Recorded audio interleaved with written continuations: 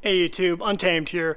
So when I announced my purchase of my brand new 2023 Toyota Tundra TRD Pro the other day, a handful of you guys were pretty quick, well after you threw the spears at me, you were pretty quick to ask me if I regretted getting rid of that V8 Tundra TRD Pro, my 2019. And the answer to that question is no. I definitely stand by my decision to get this new one. Are there things that I liked better about that previous generation? Absolutely. And I'm going to use this video as an opportunity to go through my top 5 things that I miss about my previous V8 Toyota Tundra TRD Pro compared to this new iForce Max 2023 here. So starting from the bottom up, with this one being maybe the smallest thing that I miss about it, and we'll work our way up to the thing that I miss most. So number 5 was the timeless design. I think that previous generation Tundra, although very, very simple, it really was just timeless. I think it was going to continue to age well. The body lines in that previous generation weren't as pronounced as this, and I would almost argue that that's a good thing. And you tell me if you agree. It's sleek, and Toyota definitely needed to do this to try to keep up with competition, I think. So I think they made a good move going to what it looks like now. However, I think when it comes to just aging well, that previous very simplistic profile of the previous generation was a little bit better when it comes to just aging well, okay? So number 5, timeless design. Number 4, kind of going hand in hand with that, is simplicity. That previous generation, especially it being in 2019, it had no additional bells and whistles, no additional frills. In 2020, they actually updated a couple of the tech pieces on the inside. Bigger infotainment, push to start. They had a couple keyless entry. They had a couple additional tech features that really added to the quote-unquote creature comforts. My 2019 was extremely bare bones. And a part of me misses that. Part of me has really grown to appreciate that about Toyota over the years. But again, I'm purposely talking out of both sides of my mouth here. I do think Toyota needed to make the adjustments, the updates to really keep up with the competition. But that is just something that me, as a Toyota fanboy, I've grown to appreciate that over time, the simplicity. So simplicity overall, I think really is one of the things that I miss about that V8. Number 3, you guys are probably gonna see this coming because I mentioned it a couple times, but the front end of the new Tundra here, it's just, I don't know, I feel like it is too long. I really like the shorter, stubbier front end of that previous generation.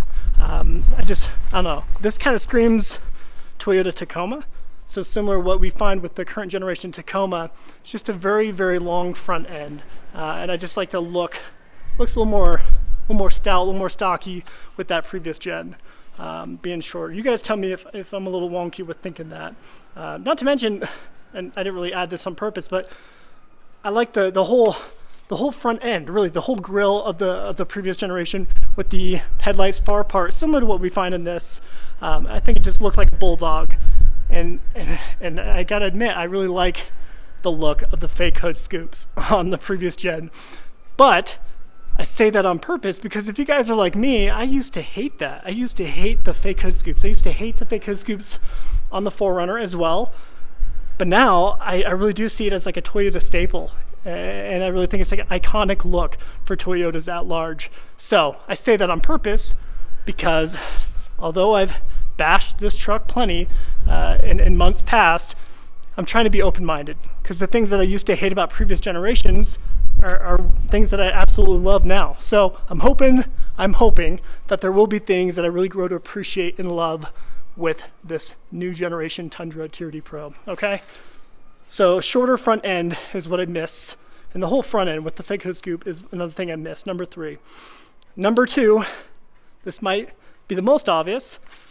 You might be shocked that this isn't my number 1, but the V8 sound, of course, okay? The V8 in that previous generation was so glorious.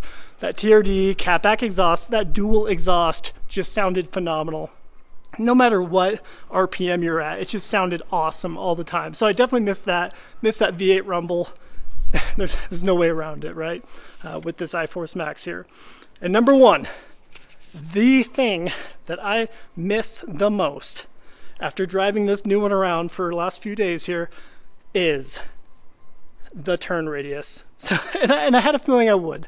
I was hoping that it wasn't going to bother me that much, but it really is noticeably different compared to that previous generation. And gosh, I mean, I'm kind of shocked that it is so different. I would have thought that that would have been something that Toyota would carry over as something that they'd been proud of with that previous generation. A lot of people always loved that. I know a lot of people would always talk about it, even with the previous Sequoia too. The previous generation Sequoia had a phenomenal turn radius, but that is not the case, unfortunately, with this. I'll let you guys Google the numbers and kind of see how far apart they really are stat-wise, but I do find myself doing the 45-point turn, Austin Powers turn, when I'm trying to get into parking spots. So I'm already looking like a winner driving this thing. It kind of has a very similar turn radius to the Raptor, the Ford Raptor that I had previously. So I think they might be on par radius-wise. So there you have it, guys. Run through it again. Timeless design, simplicity, the shorter front end, V8 sound, and the turn radius. You know, kind of piling on to the V8 sound, the thing, although the performance numbers were never that great with that V8, 381 horsepower, 401 foot-pounds of torque, the numbers here, 437 horsepower, 583 foot-pounds of torque, totally trump that previous generation. And you feel it. It's a thrill to drive. But the best way I think I could describe the difference between them, now having officially owned both of them, is that previous generation had a lot of drama to it, right? Everything was extremely dramatic. You know, you getting on the freeway, the whole entire 5.7 liter V8 would just be screaming. You won't be moving that fast. It had good acceleration, nothing near what this is here, but it was just a very dramatic experience, which allowed for a very thrilling, fun drive, and keeping the speeding tickets to a minimum, right?